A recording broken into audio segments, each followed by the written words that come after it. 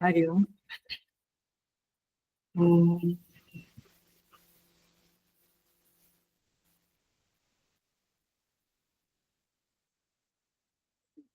ओम।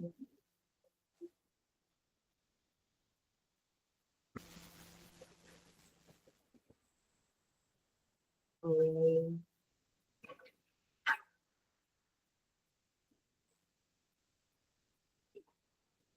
ओम सहनावतु सहनौ भुनक्तु सह वीर्यं करवावहै तेजस्विनावधीतमस्तु मा विद्विषावहै।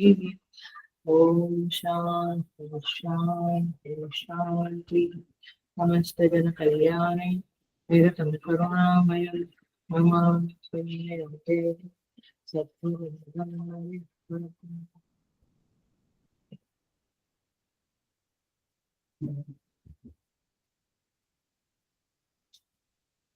Hariom. I welcome you all with great honor and great respect in this Aittariya Upanishad.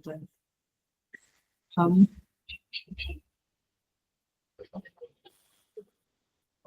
मंगलाचरण करेंगे। मंगलाचरण का श्लोक चेंज करेंगे।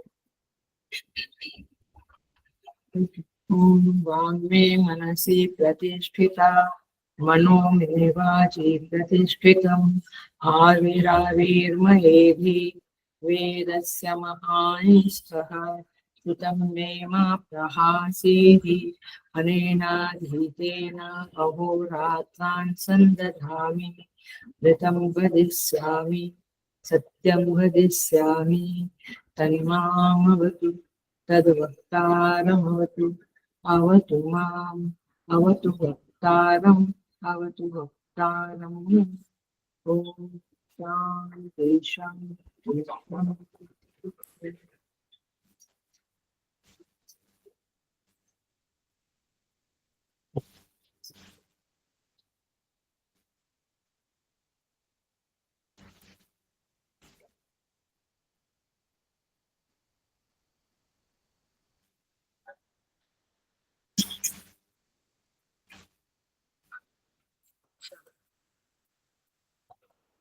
तृतीय अध्याय तीसरा अध्याय मंत्र नंबर 8।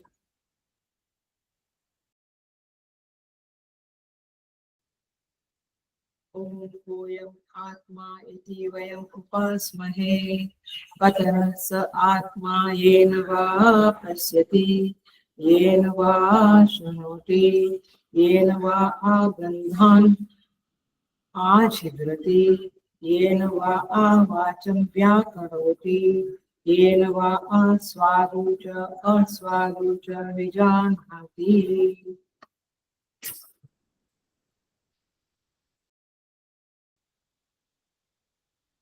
सो हम तृतीय अध्याय में प्रवेश करते हैं। प्रथम खंड प्रथम मंत्र। थर्ड चैप्टर प्रथम खंड प्रथम मंत्र।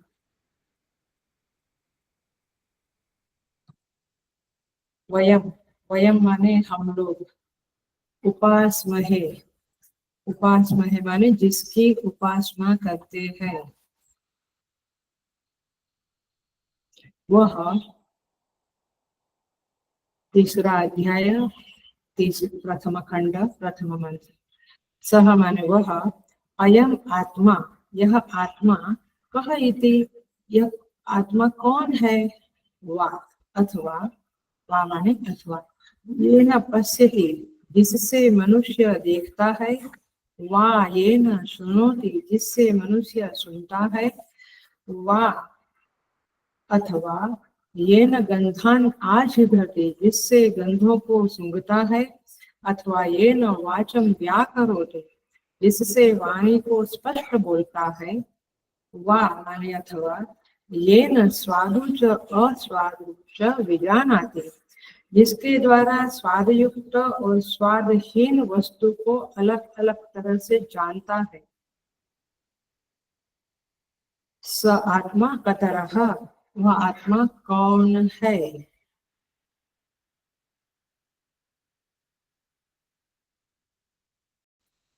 सो यहाँ पे कहते हैं इस उपनिषद के पहले और दूसरे अध्याय में दो आत्माओं का वर्णन आया है। ये जो मंत्र शुरू हुआ है वहां पे पूछते हैं कि दो आत्मा में से हम किस एक आत्मा की उपासना करें, ये प्रश्न है। अब यहाँ पे कहते हैं कि एक कौन है, वह परमात्मा। एक आत्मा कौन है? परमात्मा, जिसने इस सृष्टि की रचना की, जिसने इस सृष्टि की रचना की और क्या किया, एक सजीव पुरुष को प्रकट किया। आपको याद होगा अवयव संयोजयति, अवयवों का संयोजन करके उस हिरण्यगर्भ को माने सजीव पुरुष को प्रकट किया और उसका सहयोग देने के लिए स्वयं इस शरीर में प्रविष्ट हुआ। ये है परमात्मा। है दो आत्मा हमारे अंदर है, उसमें एक है परमात्मा। 3rd चैप्टर का प्रथम खंड में प्रथम मंत्र। दूसरा आत्मा जो है वह है जीवात्मा, जिसको सजीव पुरुष रूप में परमात्मा ने प्रकट किया और जिसके जन्म जन्मांतर की परंपरा का वर्णन दूसरे अध्याय में 2nd चैप्टर में जो गर्भावस्था इत्यादि का वर्णन किया, माने बच्चे की उत्पत्ति इत्यादि का वर्णन किया और मरण पर्यंत का वर्णन किया, वह है जीवात्मा। यह दूसरी आत्मा है। इनमें से उपास्य देव कौन है? मैं किसकी उपासना करूं? क्या पहचान है उसकी? इस बातों का निर्णय करने के लिए यह तीसरा अध्याय प्रारंभ हुआ है। ये भूमिका बता दी आपको, ख्याल में आ गया। पहले दो आत्मा है, हम किस आत्मा की उपासना करें? दोनों हमारे अंदर है, किस आत्मा की उपासना करें? तो पहला आत्मा है जिसने सृष्टि बनाई और दूसरा आत्मा है जो 2nd चैप्टर में बातें करी गई, जो गर्भा धारण करता है और मृत्यु को प्राप्त करता है, वह है जीवात्मा। तो इस तरह से इस मंत्र की शुरुआत होती है, प्रारंभ होता है। आइए हम भाष्य के साथ देखेंगे, क्योंकि ये मंत्र तो पूरा भाष्य के साथ ही लेने जैसा है। वैसे सब कुछ भाष्य के साथ ही लेने जैसा है, बट आइए पेज नंबर 82, मेरे में 82 है। तृतीय अध्याय प्रथम खंड मिला, द्वितीय अध्याय प्रथम खंड। यहाँ पे प्रश्न करते हैं, उसका संबंध भाष्य दिया है, वो भी जबरदस्त है, इसलिए इसको हम जरूर पढ़ेंगे। श्रुति माता कहती है मंत्र, भगवान शंकराचार्य जी उसके ऊपर भाष्य लिखते हैं।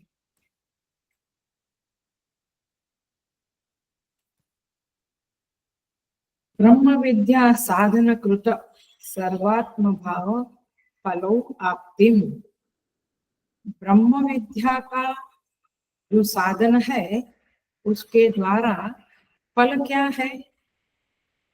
सर्वात्म भाव मिला। भाष्य में संस्कृत में पहली लाइन में है, हिंदी में तीसरी चौथी पांचवी लाइन में है। तो श्रुति द्वारा जो वामदेव आदि आचार्यों की परंपरा से प्रकाशित, माने उन वामदेव आदि आचार्यों ने बताया है, क्या बताया है? और ब्रह्मवेत्ताओं की सभा में भी बहुत प्रसिद्ध चर्चा है ये, क्या?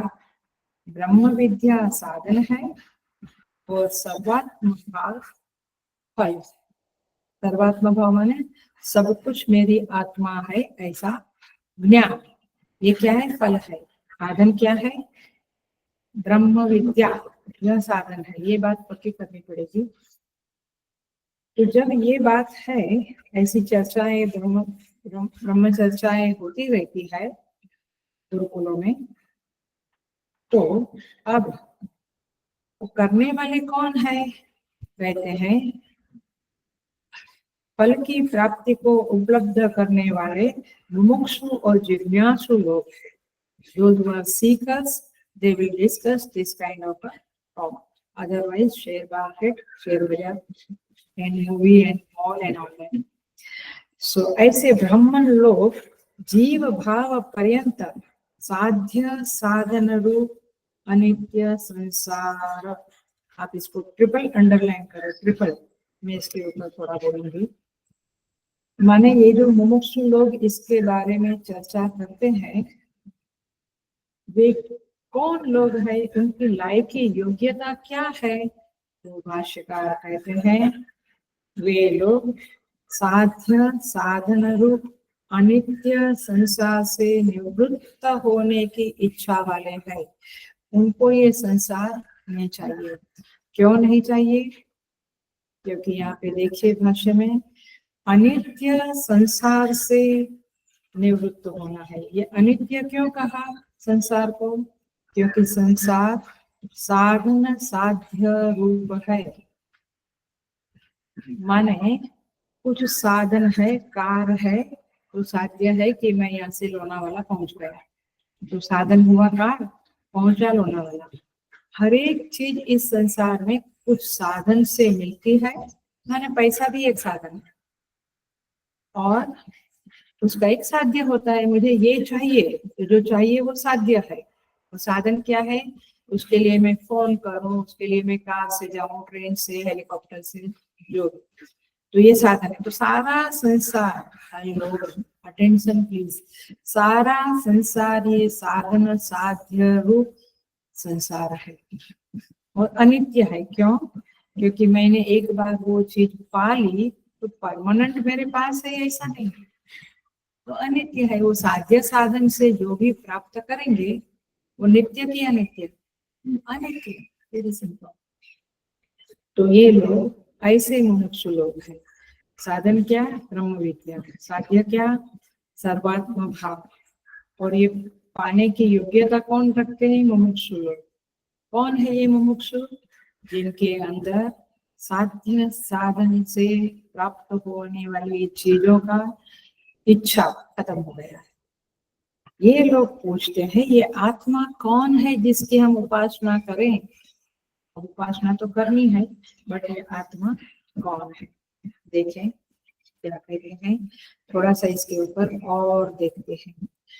माने ये ब्रह्म जिज्ञासु वही है। बिल्कुल अटेंशन से समझ लेना। और यदि हम अपने को ब्रह्म जिज्ञासु कहते हैं तो ये लिटमस टेस्ट अपने ऊपर लगा देना। क्या जिज्ञासु का क्या लक्षण है, क्या विशेषता है?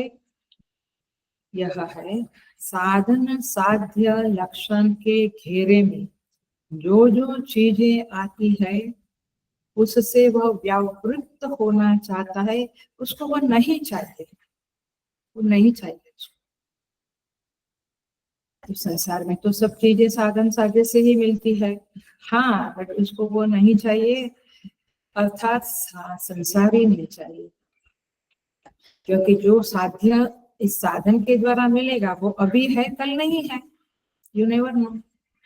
सो साध्य शब्द जिसके साथ लगाया जाएगा इस संसार की वस्तु के साथ, चाहे व्यक्ति हो, घर हो, गाड़ी हो, माहौल हो, परिस्थिति, जो भी साध्य है, उससे इस साधक को वैराग्य हो गया।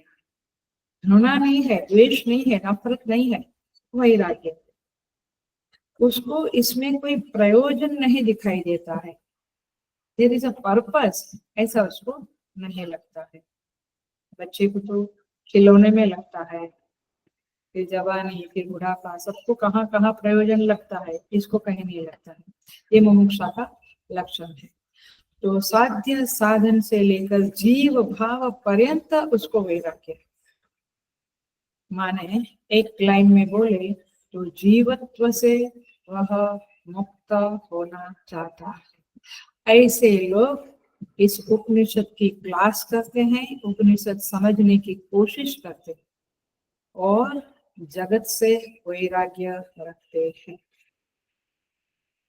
सो अब मैं जो भाषा बोलूंगी शायद काफी लोगों को समझेगी, काफी लोगों को नहीं समझेगी, बट ये भाषा में ही बोलना बहुत सुंदर होगा। सो सुनिए। माने ये मुमुक्षु लोग व्यक्तित्व के उत्कर्ष से विरक्त है, व्यक्तित्व के उत्कर्ष से विरक्त है।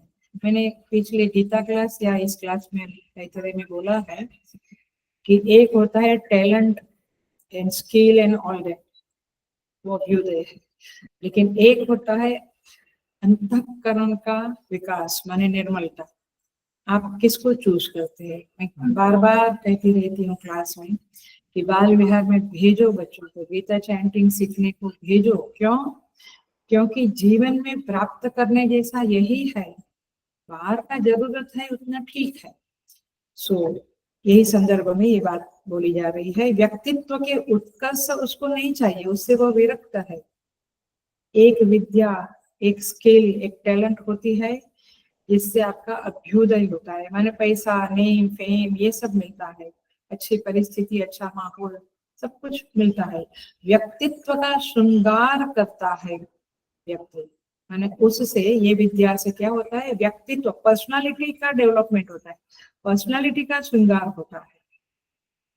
लेकिन एक स्थिति वह है जहां पर वो ये सब चीजें नहीं चाहता है। अब साधुओं को देखो, घर ही छोड़ दिया, घर के ऊपर का हक छोड़ दिया, प्रॉपर्टी, मिलकत सब छोड़ दिया। क्यों? मूर्ख है क्या वे लोग? हमसे ज्यादा बुद्धिमान है।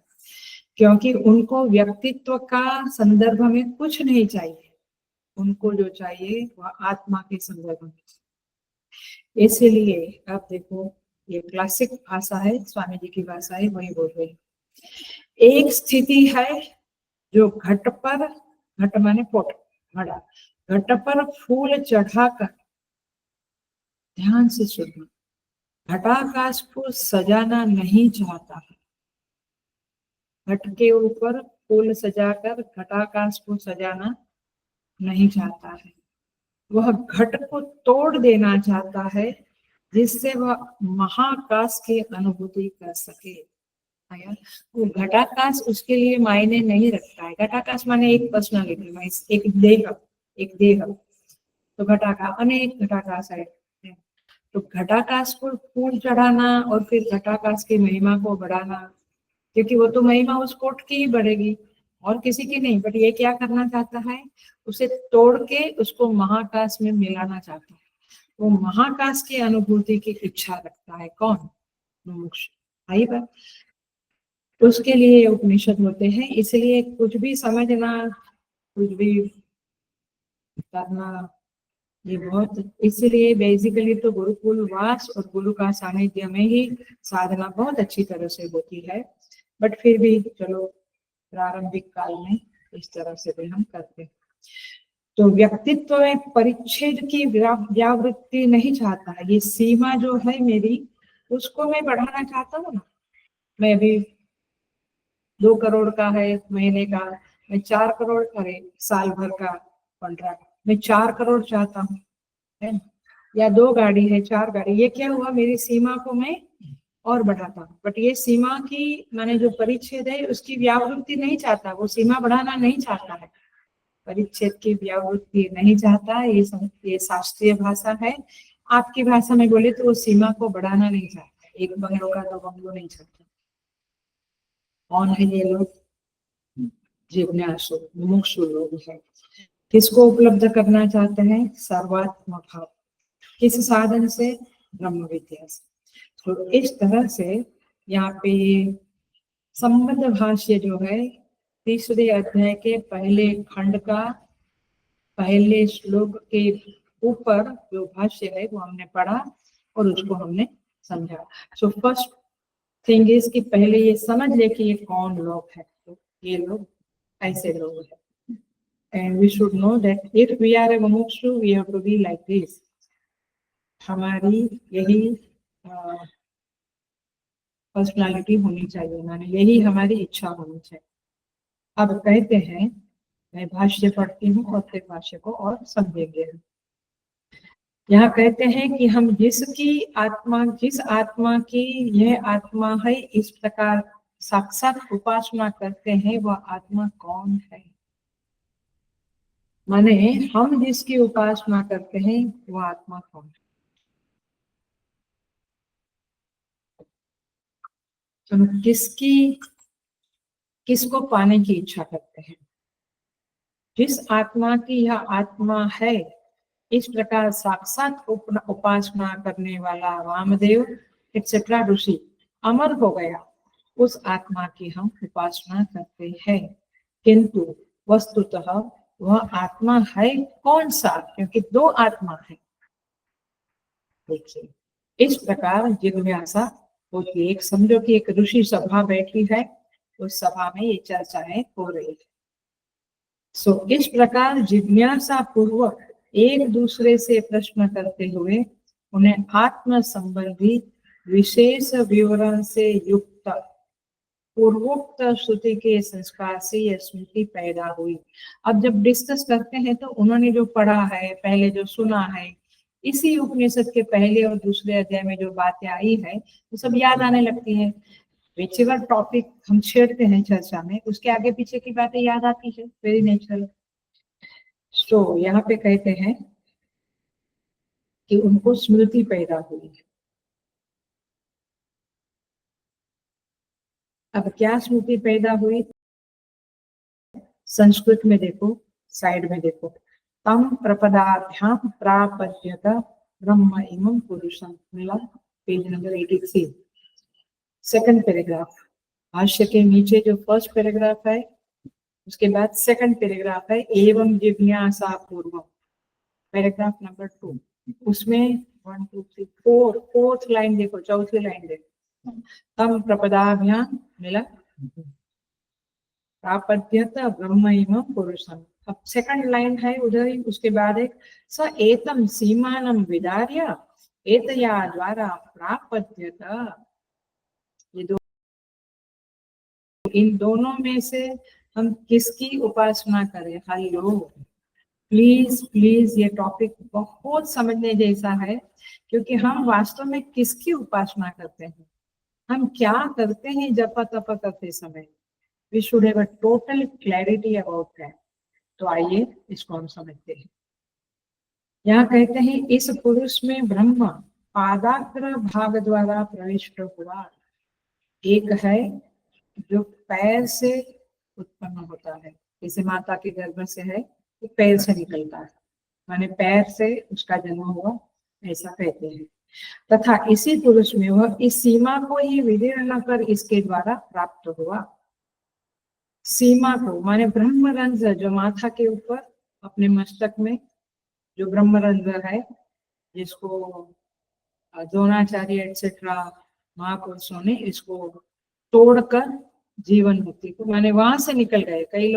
कई लोगों का जीव आंख से, कान से, नाक से, मुंह से, अथवा नीचे के अंगों से, अध अंगों से निकलता है, तो 9 द्वार से किसी भी अंग से निकलता है, लेकिन महापुरुष ब्रह्मरंध्र से चले जाते हैं तोड़। तो विदीर्ण करके, कर माने तोड़कर, उसको फाड़ कर, चीर कर। तो यहाँ पे कहते हैं इस पुरुष में ब्रह्म पादाग्र भाग द्वारा प्रविष्ट हुआ। एक है वहां से अंदर आता है आत्मा, और दूसरा है सीमा को विदीर्ण कर ब्रह्मरंध्र के द्वारा प्रवेश करते हैं। हमने पिछले क्लासेस में देखा है कि वह परमात्मा सोचा कि मैं प्रविष्ट हूँ, नहीं तो ये मेरे बिना तो ये पूरा जो स्ट्रक्चर है, इंफ्रास्ट्रक्चर का वो सब खोखला है, जब मैं अंदर जाऊंगा तो सजीव होगा। ऐसा सोचकर फिर वो सोचा कि मैं पैर से जाऊं, नहीं, ये तो नौकर लोग जाते हैं, मैं तो राजा की तरह ब्रह्मरंध्र से जाऊंगा। ये बातें आई थी पिछले क्लासेस में। तो ये एक है जो पैर से गया, दूसरा है जो ब्रह्मरंध्र से गया, बट दोनों ही एक दूसरे के प्रतिकूल है। अत्र द्वे ब्रह्म ही इतरेतर प्रातिकूल्येन, ये तो प्रतिकूल है, एक नीचे से जाता है, एक ऊपर से जाता है, बट है दोनों आत्मा स्वरूप। ये देह पिंड के आत्मा के रूप में ही वो है। तो अब क्वेश्चन यह है, इनमें से कोई एक ही आत्मा उपासनीय हो सकती है, तो मैं इनमें से कौन उपासनीय है, कौन ऐसा आत्मा है जिसकी मैं उपासना करूं? इस विशेष बात को निश्चय करने के लिए उन्होंने आपस में विचार करना शुरू किया, एक दूसरे से डिस्कशन करना शुरू किया। Is this clear? नहीं है तो हम और थोड़ा डिटेल में देखिए। यह आत्मा कौन है जिसकी हम उपासना करें, जिसे साक्षात वामदेव ऋषि ने उपासना की थी। साक्षात माने उपासना माने ध्यान भी आ जाएगा उसमें। तो जिसने साक्षात अपरोक्ष रूप से उनकी उपासना की थी, अपरोक्ष रूप से साधना की थी, ध्यान किया था। अपरोक्ष माने अपने अंदर ही, बाहर नहीं। कोई बाहर एक विग्रह है उनका ध्यान करना, ऐसा नहीं। अपने अंदर ही जो आत्मदेव है उसका ध्यान किया था। कौन? वामदेवादि ऋषि ने। तो ये जो श्रुति में आगे पीछे सब पढ़ा था, ये इन लोगों की स्मृति में आ गया, याद में आ गया। स्मृति का एक कायदा है, एक लॉ है, एक कानून है। हमें जिसकी जिसकी याद आती है ना, उसके पीछे एक कानून है।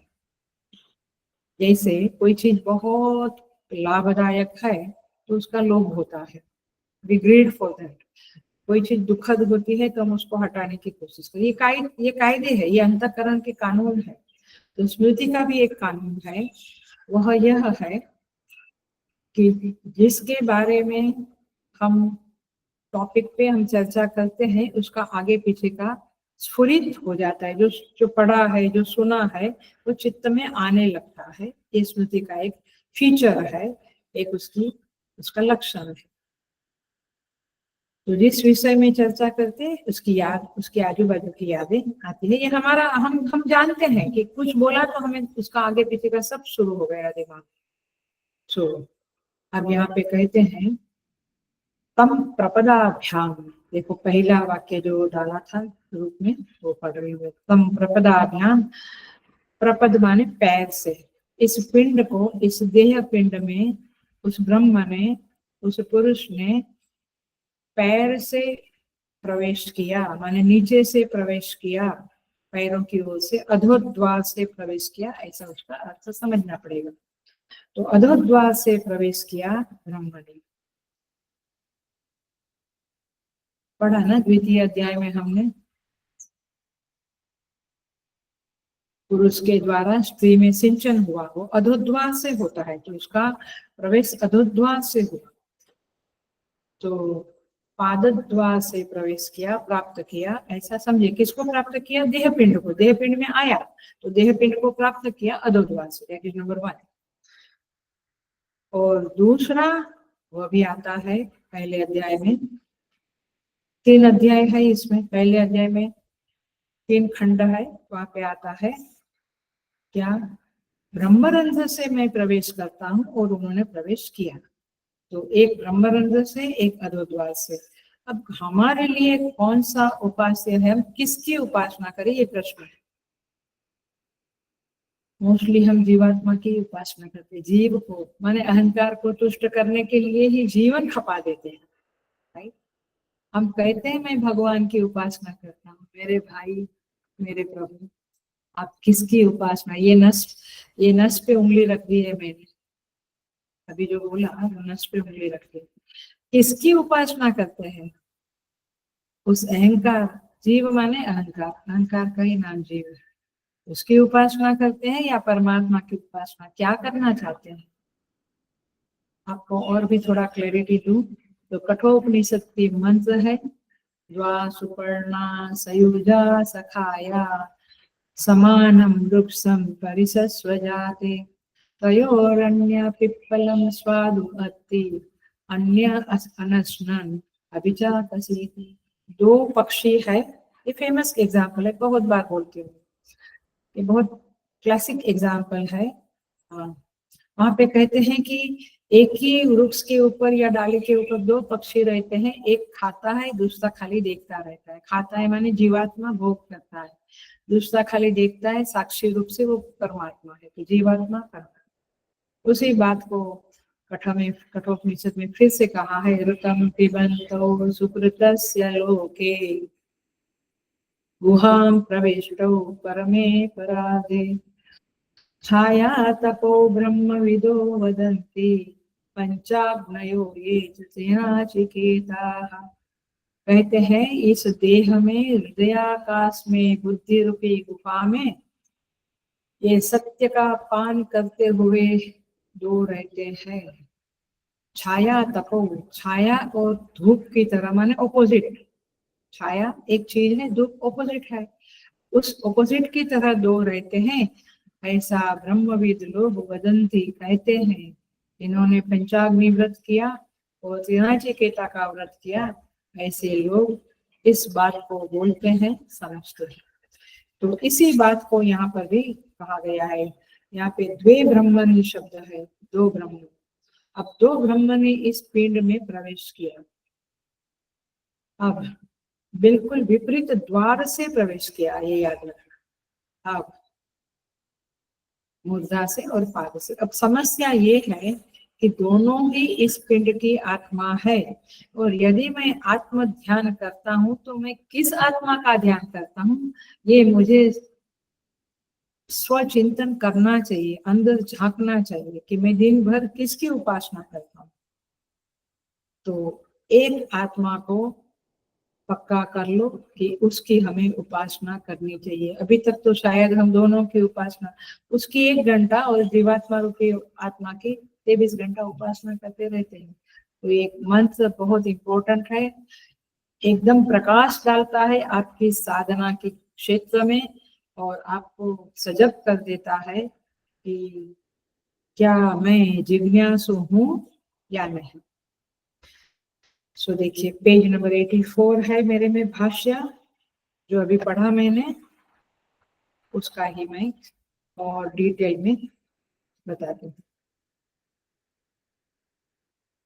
ये जो जिज्ञासु लोग बैठे हैं उनको एक समझ पैदा होती है, डिस्कशन से always some conclusion, some clarity आती है।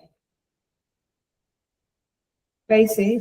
वे कहते हैं इस पिंड में दो वस्तु प्राप्त हो रही है। वैसे हम आंख बंद करें तो क्या प्राप्त होता है हमें? अंधेरा और कुछ नहीं। हमें तो अंधेरा ही प्राप्त हुआ, ना कोई आत्मा या कुछ नहीं। अर्थात वृत्तियों का जाल, केवल वृत्तियां वृत्तियां दिखती रहती है, ये मन में आया, वो मन में आया। बट ये लोग कौन है? साध्य साधन से उगे हुए लोग है। They are fed up of this साध्य साधन, they are fed up of this संसार, संसरण। इस संसरण से वे उब गए हैं, अब उन्हें बाहर निकलना है। ऐसे लोग बात करते हैं, और इस तरह की बातें जो पिछले क्लास में या उसके पिछले क्लास में की है उसको रेफर करना पड़ेगा, तब आपको और क्लैरिटी मिलेगी। वहां पे उल्लेख किया था भाष्यकार ने, बाह्य अनित्य दृष्टि ही, आत्म नित्य दृष्टि ही। अब ऑफलाइन होता तो पूछती थी कितने लोगों को याद है, बट आई एम श्योर बहुत लोगों को याद नहीं होगा, हम समझेंगे। बाह्य अनित्य दृष्टि ही, आत्म नित्य दृष्टि, इनका संबंध क्या बताया था? ग्राह्य ग्राही का संबंध बताया था। इसका सिंपल समझ कर ले हम। एक है बाह्य अनित्य दृष्टि, माने यह जो करण है आंख, वो क्या प्राप्त करती है? रूप, रूप को प्राप्त करती। तो करण का रूप के साथ संयोग हुआ तो रूप हमें प्राप्त हुआ। किसको प्राप्त हुआ? जीवात्मा को, ऐसा हम कहते हैं। तो करण संयोग जब ज्ञान जो है वो बाह्य दृष्टि है, वो बाह्य अनित्य दृष्टि है, क्योंकि वो आया फिर दूसरा रूप आया, फिर अनित्य, वो अनित्य है, वो टिकता नहीं है बहुत। ऐसे ही स्तोत्र है, चक्षु चक्षु स्तोत्र रचना, सब संयोग ज्ञान प्राप्त करते रहते हैं। और इनके आधार पर हमने ये बातें करी थी कि वह अनित्य दृष्टि है। अब यहाँ पे मंत्र में ये कहा गया है, 4 ज्ञानेन्द्रिय और 1 कर्मेंद्रिय का उल्लेख किया है। 4 ज्ञानेन्द्रिय में स्पर्शेंद्रिय छोड़ दी है, बाकी 4 का उल्लेख किया है। ये हमने पढ़ा ना, ये नवा अथवा करके जो मंत्र पढ़ा, ये तो फिर से देख लेते हैं। माने हमने ये पढ़ा कि वह आत्मा कौन है जिससे प्राणी देखता है, सुनता है, गंधों को सूंघता है, वाणी से बोलता है, स्वाद अस्वाद का ज्ञान करता है, वो कौन सा आत्मा है? तो ये है करणात्मा, करण, चक्षु, श्रोत्र इत्यादि। अब बहुत अटेंशन देना पड़ेगा, मैं जो बोलने जा रही हूँ उसको। अब एक आत्मा यह है जो कर्म, जो आंखों से तद्रुप होकर रूप का ग्रहण करती है, रूप को देखती है, राइट? उसको क्या बोलेंगे? आत्मा ही बोलेंगे। और शब्द श्रोत्र से माने कान से, श्रोतेंद्रिय से तद्रुप होकर शब्द सुनती है, उसका नाम है करणात्मा अथवा करण अभिमानी। अभिमानी माने प्राइड नहीं लेना, अभिमानी शब्द वेदांत में तादात्म्य, आइडेंटिफिकेशन के संदर्भ में आता है। तो अभिमान के कारण जिस जिस करण से तादात्म्य करती है वह उससे तद्रुप हो जाती है, उसके साथ एक रूप हो जाती है। इसी को बोलते हैं जीवात्मा, और वो हम है। अभी तो हम अपने को जीवात्मा ही समझते, तो वहां पे करण धर्म का आरोप अपने ऊपर करके वह जीवात्मा भिन्न भिन्न विषयों को ग्रहण करती है। Is this clear? Is this right? Okay. माने यदि भिन्न भिन्न करण नहीं है तो शब्द स्पर्श रूप रस गंध इन विषयों की उपलब्धि जीवात्मा को नहीं हो सकती है, क्योंकि करण ही उस विषय के साथ संयोग करते हैं और विषय को अपने साथ ले आते हैं। फिर जीवात्मा उसके साथ आइडेंटिफिकेशन करके वो अपने को, उसको वह रूप प्राप्त होता है, वह शब्द प्राप्त होता है, रस प्राप्त होता है इत्यादि। सो अब दूसरा, ध्यान से सुनना। अब दूसरा आत्मा वह है जो भिन्न भिन्न करणों से भिन्न भिन्न रूप में उपलब्ध नहीं होता है, उसको कुछ भी उस तरह का उपलब्ध, माने वो स्वयं उन करणों के साथ तादात्म्य करके उपलब्ध करता है, ऐसी बात नहीं है। माने कभी दृष्टा रूप में, कभी श्रोता रूप में, कभी घ्राता, स्वाद लेने वाला, ऐसा वो नहीं है। लेकिन भगवान भाष्यकार कहते हैं कि वह है आत्मनित्य दृष्टि। सेकंड पॉइंट बताया था, वह है जो भिन्नता के बिना उपलब्ध करता है। माने करण क्या करता है? वो ज्ञान को लाता है, सारे ज्ञान, लेकिन वह सारे ज्ञानों को कोऑर्डिनेट कौन करता है? माने किसके पास वह कोऑर्डिनेशन होता है? आई बात। वो जीवात्मा जो है वो उसके पास वस्तु आती है, लेकिन उसको प्रकाशित करना माने उसको जानना, ये थोड़ा सा केनोपनिषद के साथ जाता है। ये मंत्र का तात्पर्य केने शितम पतति प्रेषितम मनः, माने कौन है जो ये रूप को देखने की, चक्षु में देखने की सामर्थ्य देता है। ये लोगों ने लाया तो सही, बट वो जानने की सामर्थ्य किसको मिली, किसके पास है?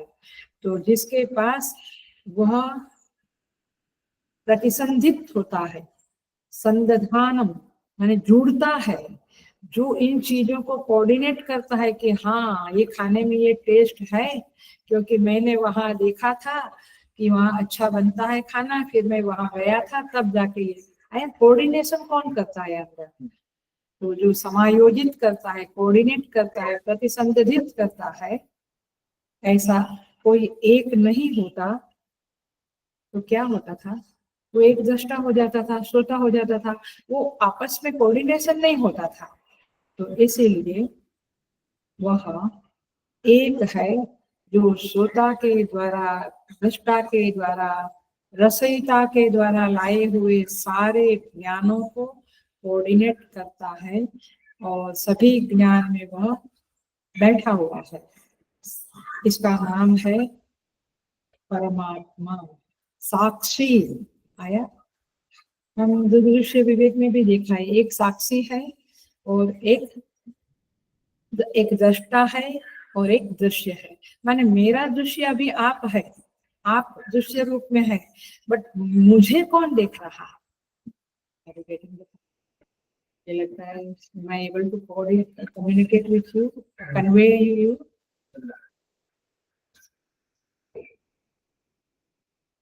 मैं ये पानी पिया, लेकिन वो पानी अंदर गया, लेकिन फिर मैं आपको देखा, फिर मैं कुछ सुना। ये सबका कोऑर्डिनेशन जिसको होता है, माने मैं जिस चीज को देखता हूँ वो चीज मेरे पास आती है, लेकिन मुझे देखने वाला कौन है? दृष्टा का भी दृष्टि, माने मुझे देखने वाला कौन है? मेरे विचारों को जानने वाला कौन है? सो एक वो जो दृष्टा है वह परमात्मा है, वो ग्राहक बनता है, बाकी सबके सब ग्राह्य है। क्योंकि रूप, आंख कुछ रूप लाई तो किसने जाना? आत्मा ने जाना। सो तात्पर्य यह है, जो करण रूप होकर के उपलब्ध आत्मा है वह आत्मा जीवात्मा है। वो करणों के साथ, करण माने इंस्ट्रूमेंट, चक्षु सोच, ये हमारे जो अंदर साधन है ना, उनसे आतादात्म्य करके वस्तुओं को लेता है, प्राप्त करता है। लेकिन उस प्राप्त की हुई वस्तुओं को, सारी की सारी वस्तुओं को प्रकाशित कौन करता है? ये ऐसा है, ये वैसा है, वो कौन करता है? वह परमात्मा है। उसके प्रकाश से ही जीवात्मा में प्रकाश आता है ना। तत्व सूर्योगात, सूर्य में, चंद्र में, हाँ, जीवात्मा में वो प्रकाश वो डालता है परमात्मा, माने उसके प्रकाश से प्रकाशित होता है, माने वो जानता है, प्रकाश माने जानना।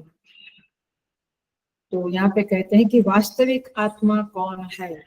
जो करणात्मा है वह जीवात्मा है, वो वास्तविक आत्मा नहीं है।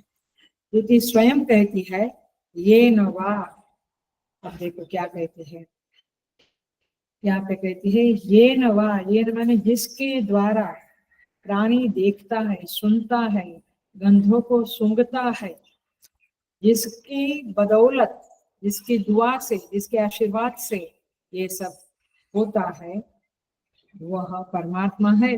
बाकी संयोग ज्ञान जो होता है, संयोग के द्वारा होता है, वो जीवात्मा वाला है।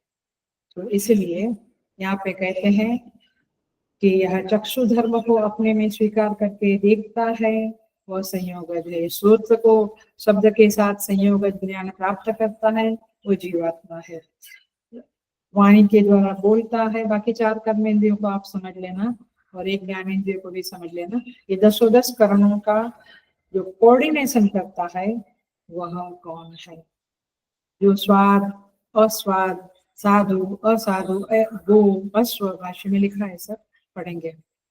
वो सबको जानता है, वह तो एक है। वह करण व्यापार के साथ तादात्म्य किया हुआ जीवात्मा है ना। क्योंकि मैं कुछ देखता हूँ तो मैं उसके साथ आप तादात्म्य अपन्न हो जाता हूँ। मैं कहता हूँ ये तो बराबर नहीं है, ये तो बहुत बढ़िया है। मतलब क्या हुआ? मैं नाम का जो जीवात्मा है, अहंकार है, वह करण के साथ एक हो गया। करण माने इंस्ट्रूमेंट, आंख कान नाक। और फिर वो क्या समझने लगा, ये खराब है, ये अच्छा है ना। तो जीवात्मा is getting connect, getting identification with all the Karan, and that is called a जीवात्मा। हम आगे आएगा कि परमात्मा कौन है, मैं और अच्छी तरह से समझाऊंगा। इसके लिए स्वामी जी एक एग्जाम्पल देते हैं कि एक महफिल हो रही थी म्यूजिक की, संगीत की। एग्जाम्पल से समझने की कोशिश करेंगे। वहां पे बहुत सारे म्यूजिशियन बैठे थे, कोई बांसुरी वाला, कोई सितार वाला, तंबूरा, हारमोनियम, तबला, सब कुछ हो रहा था। उसमें एक आदमी एक टेढ़ी मेढ़ी लकड़ी लेकर उसके ऊपर कुछ तेजी से हाथ मार मार कर कुछ बजा रहा था, ऐसा दिखा रहा था। एक टेढ़ी मेढ़ी लकड़ी थी और कुछ उसको हाथ से मार रहा था और जैसे कुछ चल रहा है। दूसरे आदमी ने देखा कि ये क्या इंस्ट्रूमेंट है, ये ऐसा बजा रहा है जोर जोर से। और पूछा उसको कि ये क्या है, ये कौन सा बाजा है? बाजे होते हैं ना, हारमोनियम माने बाजा। ये कौन सा बाजा है? तो उस आदमी ने कहा इसका नाम मिल बाजा है। मिल बाजा, मिलना, मिल बाजा है। मतलब क्या हुआ? तो बोले, ध्यान से समझने की कोशिश करें। जब सारे बाजे बजते हैं तब ये बजता है, जब सारे बाजे नहीं बजते हैं तो ये नहीं बजता है। माने है, समझ में आया? वो सारा, all the instruments are playing, then it is played, माने तब वो प्ले करता है, क्योंकि वो वास्तव में कुछ प्ले करता नहीं है, वो ऐसा दिखावा है कि वो प्ले करता है। आया ख्याल में? तो जब सारे बाजे बजते हैं तब ये बजता है। माने, अटेंशन प्लीज, हेलो, माने करण, करण माने आप समझ लिया, चक्षुस्वर। करण जब व्यापार करता है तब ये अहंकार रूपी, जीवात्मा रूपी बाजा बजने लगता है। आया? अदरवाइज वो बैठा है चुपचाप, वो खुद होके कुछ नहीं कर सकता है। सुसुप्ति में तो वो चला जाता है, क्योंकि कोई बाजा बजता नहीं है सुसुप्ति में हमारा, ना आंख देखती है ना कान सुनता है। तो आया, जब कोई बाजा नहीं बजता है तो ये भी नहीं बजता है, वो सब बजते हैं तो ये भी बजता है। इसका तात्पर्य क्या है? करण व्यापार के साथ ये अहंकार बचता रहता है। तो मुमुक्षु अब ये डिस्कशन करते करते जान गया कि ये जो मिलबाजा है, अहंकार, जीवात्मा, ये तो उपास्य नहीं है, क्योंकि वो तो यूजलेस है, वो निरर्थक है, उसका कोई उपयोग नहीं है, उसकी आराधना से कुछ मिलेगा नहीं। हारमोनियम तबला सीखेंगे तो कुछ तो होगा, इससे तो कुछ नहीं होने वाला है। तो सारे करण चुप हो जाते हैं, तब ये भी चुप हो जाता है, तो ये तो निरर्थक है। और इसीलिए ये न करणे न उपलब्ध्यते, यहाँ पे लिखते हैं कि करण के करण जब व्यापार करता तब ये उपलब्ध है। तो ये जीवात्मा, इसका नाम है, ये तो हमारा उपास्य नहीं होना चाहिए। लेकिन चुपके से हम बोले तो जान लो कि हम इसी की उपासना करते हैं, उस जीवात्मा को संतुष्ट करने की कोशिशें करते हैं, न कि परमात्मा को। तो जो पादाग्र से आया है उसी को सजाने दजाने में, उसी का श्रृंगार करने में, उसी को प्रसन्न करने के पीछे जीवन बिता देते हैं। वो जो ब्रह्मरंध्र से आया है, बैठा है हमारे अंदर परमात्मा, उसको खुश करने की कोई ज्यादा कोशिशें हम नहीं करते। तो यहाँ पे कहते हैं कि वह जीवात्मा हमारा उपास्य नहीं हो सकता है। माने ये तो बहुत गहरी गहरी काफी सालों तक डिस्कशन होती है, तब ये कंक्लूजन निकलता है। हमारे पौने घंटे में कंक्लूजन कर दिया है, बट यहाँ पे यही बात कहे है कि देखो, भाष्य का पढ़ेंगे हम, चाहिए तो, ताकि और आपको क्लैरिटी आए। भाष्य का पहला, दूसरा, तीसरा पैराग्राफ में हिंदी में पढ़ती हूँ, ध्यान से सुनना। फिर आपस में विचार करने वाले उन मुमुक्षुओं को ये बुद्धि प्राप्त हुई, क्या इस पिंड में दो वस्तुएं उपलब्ध है। आप मेडिटेशन करेंगे, मैं चैलेंज के साथ कहती हूँ, गारंटी के साथ कहती हूँ कि आपको ये दो आत्मा मिलेगी। एक आपको कुछ कहती है, दूसरी आपको कुछ कहती है। आई थिंक हम लोगों को यदि थोड़े अवेयरनेस है, जागृत है, सजग है, तो मालूम पड़ता है। इस पिंड में दो वस्तुएं उपलब्ध होती है। एक तो जिसके अंदर, अंडरलाइन करो, ये शब्द हिंदी का है, समझना पड़ेगा। बाय विच, जिस चक्षु आदि अनेक प्रकार के भेदों से विभिन्न साधन माने इंद्रिय ग्राम द्वारा पुरुष विषय को उपलब्ध करता है। माने इंद्रियों के द्वारा हम रूप, रस, गंध सबको उपलब्ध करते हैं, वो है जिसके द्वारा हम उपलब्ध करते हैं। दूसरा, जो उपलब्ध किया करता है, ये लाके हम, आई थिंक कौन से श्वेता में या कहाँ हमने पढ़ा था, आई थिंक श्वेता कि सारे दास दासियां उपहार लेके, सोना चांदी लेके राजा के पास जाते हैं। वो चारण राजा की प्रशंसा में दोहे गाता है, उनकी प्रशंसा की स्तुति करता है। तो सारा कुछ कहाँ जाता है? राजा के पास। ऐसे यहाँ से हम रूप रस सब लिया, वो किसके पास गया? जिसके पास गया, माने जो उपलब्ध करता है, जो उसको पाता है। आंख पाती है क्या? आंख इज अवेलेबल, आंख को मिलता है क्या? क्योंकि आंख तो केवल निमित्त बनती है, पास ऑन करती है, वो उधर से लाया, पास ऑन किया। तो जो उपलब्ध किया करता है, क्योंकि वह भिन्न भिन्न इंद्रियों द्वारा उपलब्ध हुए विषयों की स्मृति का अनुसंधान करता है, माने कनेक्शन करता है कि यहाँ से ये मिला, इसका ये वो है ना, वो कनेक्शन, इसको अनुसंधान is a better word, but आपको ना समझे करके इंग्लिश शब्द है, इंग्लिश शब्द बहुत कन्वे नहीं करेगा। तो स्मृति का अनुसंधान करता है, उनमें से जिसके द्वारा पुरुष उपलब्ध करता है वह आत्मा हो नहीं सकता। मैंने जीवात्मा सब कुछ पाता है, जीवात्मा को ही तो देते हैं, वही इस देह का राजा है इन वे। तो फिर वह किसके द्वारा उपलब्ध करता है वो बतलाया है। अभी तो आधा ही श्लोक है, सेकंड श्लोक में इसका क्लैरिटी और आएगा। तो कहते हैं, नेत्र के साथ एकीभूत हुए जिस आत्मा से वह रूप को देखता है, माने आंखों के साथ आइडेंटिफिकेशन करके वो रूप को देखता है। फिर श्रोत्र भाव से आपन्न द्वारा वह शब्द श्रवण करता है, शब्द लेता है। जिस घ्राणेन्द्रिय भूत से वह गंधों को सूंघता है, जिस वागेंद्रिय भूत से वह गो अश्व इत्यादि नामात्मिका तथा साधु असाधु वाणी का विश्लेषण करता है, और जिस रसनेन्द्रिय भूत से वह स्वादु अस्वादु पदार्थों को जानता है, वह जीवात्मा है। बट उस जीवात्मा को भी देखने वाला जो है, जानने वाला जो है, वह है बात। तो दो आत्मा समझ में आया। तो ये जो हम आंख से कान से सब ग्रहण करते हैं वो ग्राह्य है, जीवात्मा भी उसको ग्रहण करता है, बट जीवात्मा को भी केने सितम पतति प्रेसितम मना, आप केनोपनिषद में और बहुत गहराई से सीखेंगे ये बात, बट अभी इतना। तो वह एक जीवात्मा है और एक परमात्मा है।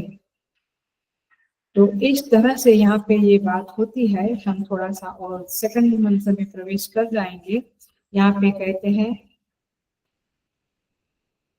यद एतत् हृदयम मनः च एतत्, यह जो हृदय है वह मन है।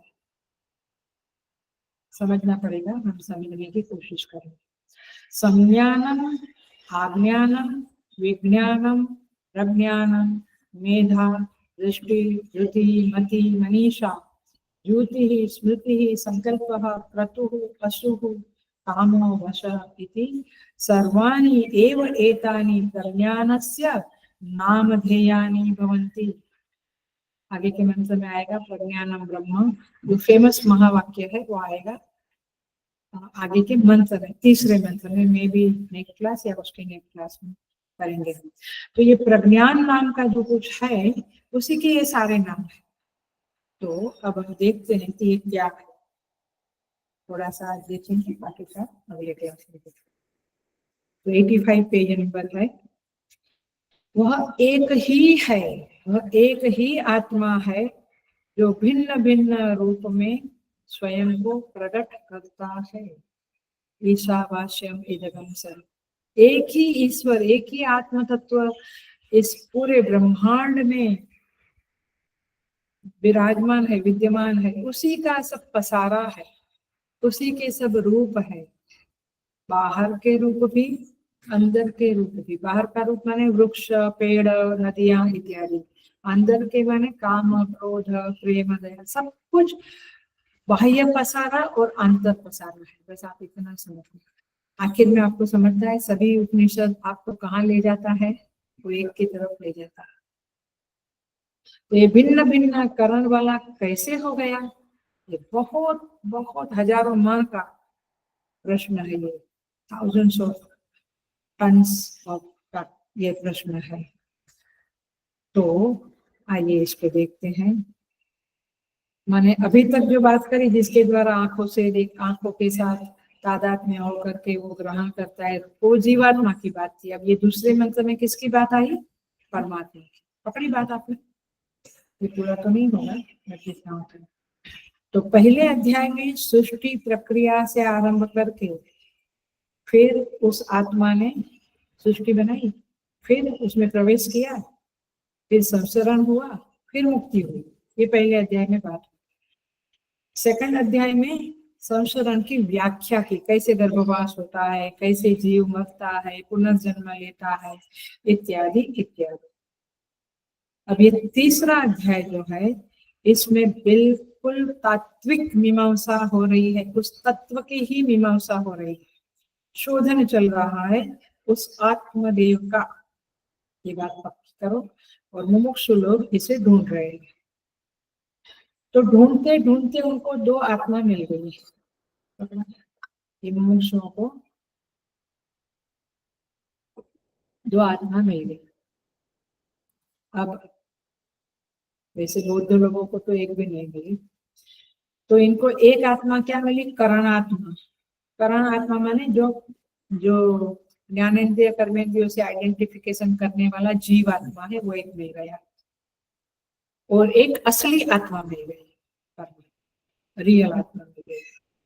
तो अब ये प्रसंग जो ऐतरेय में है वो किसी उपनिषद में नहीं, ध्यान से सुनो। अब ये जो आत्मा है वही कारण बन गया, माने सारा कुछ उस आत्म तत्व के ऊपर सुपर इम्पोजिशन हो गया, माने आरोप हो गया, अध्यारोप हो गया। सो उपाधि बन गई। ये सब कुछ आंख कान ये सब आत्मा की उपाधियां है। उपाधि माने एक फैकल्टीज है, बट ये सुपर इम्पोजिशन है, दैट्स द पॉइंट। सो अब यहाँ पे कहते हैं बाह्य अनित्य दृष्टि लक्षण उपाधि वसात। दृष्टि एक ही है, बाह्य दृष्टि जीवात्मा की है, और वह अलग अलग हो गया। क्या हो गया? विज्ञानम प्रज्ञानम मेधा दृष्टि, ये सब कुछ एक ही का नाम है, एक ही का एक ही अभेद तत्व है, उसी का यह अनेक भेद हो गया, ऐसा यहाँ पे कहते हैं। देखो इसमें कोई आपको कंफ्यूजन वाली बात नहीं आनी चाहिए। आप पहला अध्याय, चलो हम भी निकालते हैं, पहला अध्याय पहला खंड और 4 नंबर का मंत्र निकालो। ये कोई कंफ्यूजन वाली बात या कोई आश्चर्यजनक बात नहीं चल रही है। यहाँ देखिए, खंड 1 मंत्र नंबर, अध्याय 1 खंड 1 मंत्र नंबर 4। क्या है 4 नंबर का मंत्र? इंद्रिय गोलक, इंद्रिय और इंद्रिय अधिष्ठाता देवताओं की उत्पत्ति। मिला? पहला खंड, पहला अध्याय पहला खंड, चौथा मिला। वहां पे लिखते हैं कि विराट पुरुष के उद्देश्य से ईश्वर ने संकल्प किया, उस संकल्प किए पिंड से अंडे के समान मुख उत्पन्न हुआ, मुख से वाक, वाग इंद्रिय से अग्नि, माने सारी एक के बाद एक इंद्रिय उत्पन्न हुई, उस इंद्रियों के देवता उत्पन्न हुए, ये सब लिखा है। तो यह जो उत्पन्न हुआ वे वास्तव में उत्पन्न नहीं हुआ था। मैं उधर सब समझाया था कि वह तो एक माया जैसा था, माने बिल्कुल सुपर इम्पोजिशन सब कुछ था। आखिर में वो परमात्मा से ही सब कुछ उत्पन्न हुआ। तो परमात्मा के ही, चलो आपकी एक स्थूल बुद्धि को समझाने के लिए, वो परमात्मा के ही अंग हुए, हृदय, हाथ, पैर, कहते हैं ना, वाक, वाणी। तो ये सब कुछ जो उत्पन्न हुआ वह परमात्मा के हृदय से उत्पन्न हुआ। उन्होंने संकल्प किया, ये शब्द आया था, संकल्प से उत्पन्न किया। संकल्प से जो है वो कल्पनाएं है। तो ये सारी की सारी चीजें उनसे सृजित हुई, अर्थात उनके संकल्प से सृजन हुआ, सृजन हुआ। जल तत्व, वरुण देवता, याद आता है ना, उसमें से फिर पृथ्वी, जल, आकाश, वायु, सब कुछ उत्पत्ति हुई। तो परमात्मा से ही सारे भेद उत्पन्न हुए। तो परमात्मा ही उन सबके रूप में परमात्मा ही अवेलेबल है, विद्यमान है। और अनेक रूपों में जो भासमान है वह वो एक परमात्मा ही है, उसी की उपासना करनी है, न कि जीवात्मा की। जीवात्मा तो एक देह पिंड के साथ आइडेंटिफिकेशन करता है, परमात्मा सारे रूपों के साथ भासमान होता है, सारे रूपों के साथ वो आइडेंटिफिकेशन, तादात्म्य करता है। इसी सेंस में एक अंतःकरण है और वह अंतःकरण चक्षु श्रोत्र सबके साथ जुड़ा है। वहां से तो अंतःकरण में चीजें आती है, वो अंतःकरण माने हृदय मन, और वो किसका है? उस आत्मा का ही है, उसी में से सब कुछ निकला है। तो वास्तव में मन कहो, जीवात्मा कहो, इंद्रिय कहो, सब कुछ वह आत्मा ही है और उसी की उपासना करनी चाहिए, ऐसा इन लोगों के डिस्कशन में आता है। अच्छी तरह से पूरा भाष्य पढ़ के करेंगे अगले क्लास में, अभी खाली तात्पर्य बताते हैं। तो ये जीवात्मा ही श्रोत्र रूप श्रोत्र चक्षु इत्यादि बन के ग्रहण करता है और फिर वह परमात्मा के पास, परमात्मा उसको प्रकाशित करता है। माने वास्तविक तो ये परमात्मा ही इन सब रूपों में विद्यमान है। सो यहाँ पे मूल बात वही है, पेज नंबर 86 के अंदर है ये भाष्य, मैं उसी को थोड़ा सा समझा रही हूँ। जितने भी करण है उस करण का व्यापार करने वाला एक है जीवात्मा, वही मैं ही सब करणों का व्यापार, मैं देखता हूँ मैं सुनता हूँ, तो एक है जीवात्मा। और वो ज्ञान कैसा है? संयोगज ज्ञान है। संयोगज ज्ञान माने चक्षु का रूप के साथ संयोग हुआ, वो बाह्य अनित्य दृष्टि हुई, माने वो जीवात्मा का ज्ञान। तो सारी उपलब्धियां उस जीवात्मा को प्राप्त होती है। लेकिन ये इम्पोर्टेंट बात आई, लेकिन ध्यान से सुनो, लेकिन ये किसके लिए जीवात्मा सब कुछ ग्रहण करता है? वैसे तो जीवात्मा के लिए सब देते हैं, बट फिर भी जो उपलब्धा जीवात्मा है, उसका भी जो उपलब्धा है वह है परमात्मा। क्योंकि जीवात्मा क्या है? वेदांत में देखो तो प्रतिबिंब है, इट्स अ रिफ्लेक्शन, तो उसका तो कोई अस्तित्व नहीं है। तो मूल तो जो बिंब है उसी का अस्तित्व है। तो बिंब कौन है? परमात्मा। जीवात्मा तो प्रतिबिंब है। तो यह जो जीवात्मा है वो पैर से घुसा हुआ, अधोद्वार से घुसा हुआ है, नौकर के जैसा है। वो नाम रूप के पीछे, पंच विषयों के पीछे दिन भर दौड़ता रहता है। वही तो इच्छा करता है ना मन के द्वारा। फिर आंख दौड़ती है, फिर कान दौड़ता है, मैंने सुनूं क्या बोला, फिर पैर दौड़ता है, जाऊं जरा देखूं क्या है। तो किसके लिए? वो राजा के लिए सारे दास दासी उपहार लाते, तो ये सारे कर्म जीवात्मा के लिए लाते। बट अब वो जीवात्मा को भी प्रकाशित करने वाला, उसको भी उपलब्ध करने वाला जो है, उसका नाम है उपलब्धु, माने उपलब्धा, जो है आत्मा परमात्मा, जिसकी उपासना करनी चाहिए। माने ये सारा व्यापार जो चलता है, सारे करण जो चलते रहते हैं, वह एक जीवात्मा के लिए। बट जीवात्मा को जो प्रकाशित करते हैं, मैंने मुझे क्या मिला, ये जीवात्मा सोचता है। बट ये जीवात्मा किसकी शक्ति से सोच सकता है? किसके प्रकाश में, किसके कौन कौन उसे ये ज्ञान होने की सामर्थ्य देता है? तो यहाँ पे ये कहते हैं कि इसीलिए ये मनोमयम तद भुवनम वदामः, रमन महर्षि कहते हैं कि ये सारा कुछ जगत, ये बड़ी गहरी बात है, मैं बहुत शॉर्ट में बोल के आपको, आई अंडरस्टैंड कि आपको बहुत समझता नहीं होगा, लेकिन सुन लो, हम लोग अगले क्लास में और थोड़ा क्लैरिटी से करेंगे। ये खाली केवल इसका तात्पर्य बताने के लिए ये बातें कर रही हूँ। सो मनोमयम, रमन महर्षि कहते हैं मनोमयम तद भुवनम वदामः, ये सारा जगत मनोमय है, माने मन की कल्पना है। कौन सा फेमस स्तोत्र है? विश्वम दर्पण दृश्यमान नगरी तुल्यम निजांतर्गतम पश्यन् आत्मनिभास भूतम यथा निद्रया। जैसे सपने में एक जगत देखते हैं, उठकर वो मिथ्या लगता है, वैसा ये जगत, ये जो सामने का हमारा हम जिसको कहते हैं ये जगत मेरे आसपास है, वह भी मनोमय है, कल्पनामय है, स्वप्न जगत के समान है। जब हम ब्रह्म में जाग जाते हैं, अपने स्वरूप में जाग जाते हैं, तब ये जगत भी मनोमय लगता है। तो बोलेंगे मन में कुछ इच्छा आई, संकल्प आया, फिर करण दौड़े, फिर उसे प्राप्त किया, फिर संतोष नहीं हुआ, फिर दौड़े, ये जीवन इसी तरह। सो सारे भुवन को मनोमय बोलूंगा, ऐसा रमन महर्षि कहते हैं। तो यहाँ पे कहते हैं ये जो मन है, अंतःकरण, चक्षु, श्रोत्र, ये सारे के सारे करण जो है वह उस आत्मा से ही उत्पन्न हुए हैं, उस आत्मा का ही रूप है, और इसीलिए आत्मा के अलावा कुछ नहीं है। ये समझ जब होगी तब उस आत्मा का उपासना करना चाहिए, ये बात आपको समझ में आएगी।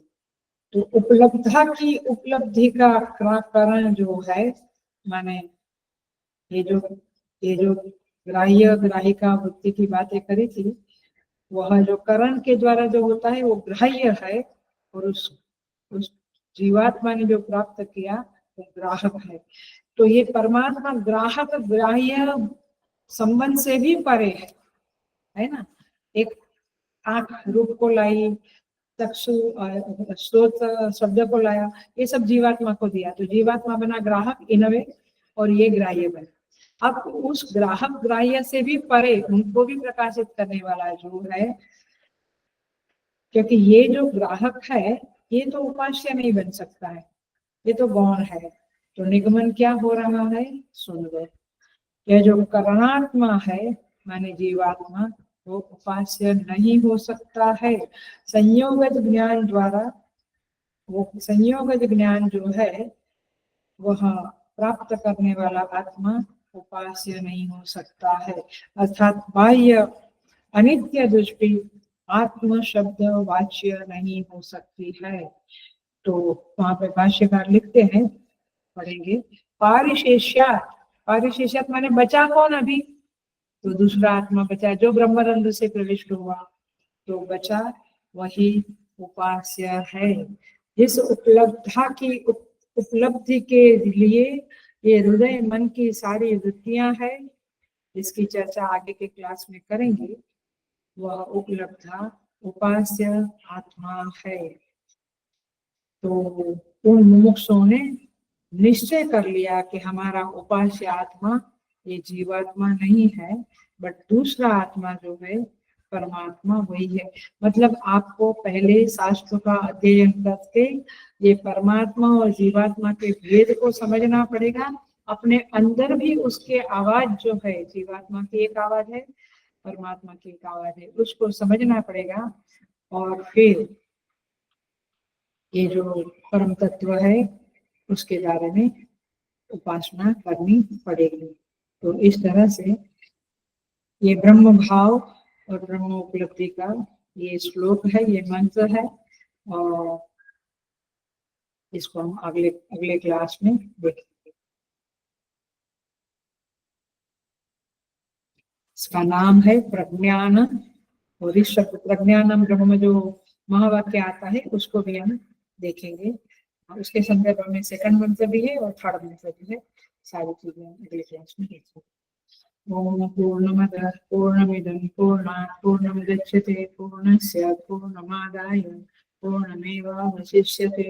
ओम शांति शांति शांति। हरि ओम। श्री गुरुभ्यो नमः। हरि